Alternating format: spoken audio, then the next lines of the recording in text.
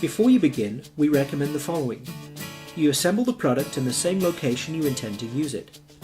Although most steps can be performed by one person, you will need a second person to accomplish some steps. When removing the packaging, it is helpful to remove the box lid and then to use it to collect all the packaging materials that will later be discarded. You will also want to lay all the parts out where they can be readily available. Leave the product on the box for assembly. Step 1. Tip the treadmill onto its right side. Attach the base ground wire to the base. Make sure that the grommet is pressed into the square hole. Step 2. Attach the wheel to the base, being careful not to over-tighten the nut. Attach the thick and thin base pads to the base. Do not over-tighten the screws while attaching the base pads. Press a base cap into the base. Step 3. Identify the left upright. Tie the wire tie to the upright wire and thread the wire through the upright.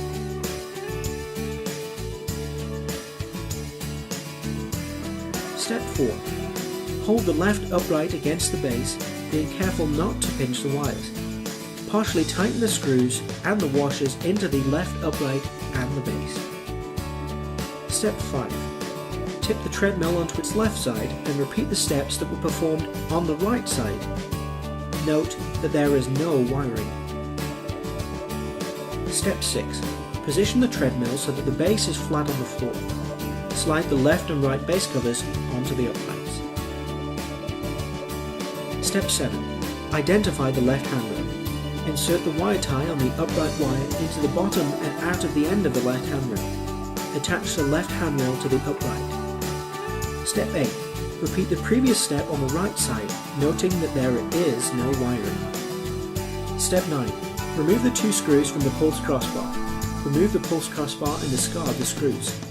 Remove the 4 screws from the console frame. These screws will be used in a later step. Step 10. Attach the left and right trays to the console base. It may be easier to start the 2 inside screws and then to slide the trays into place before tightening the other 6 screws. Step 11. Important.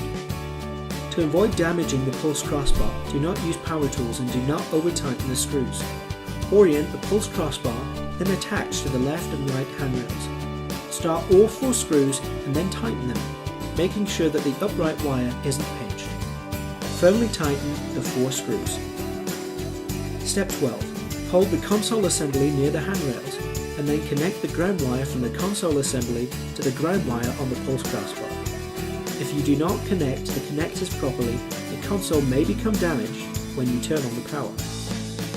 Step 13. Set the console assembly on the left and right handrails.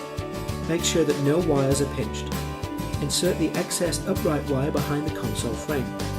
Attach the console assembly to the brackets on the handrails with the 4 screws that were removed in Step 9. Start all 4 screws but do not tighten them yet. Step 14. Attach the pulse crossbar to the console assembly and firmly tighten all console screws from previous steps. Step 15.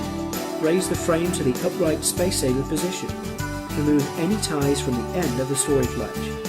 Attach the lower end of the storage latch to the base and the upper end of the storage latch to the frame. Step 16. Make sure that all parts are properly tightened before you use the treadmill.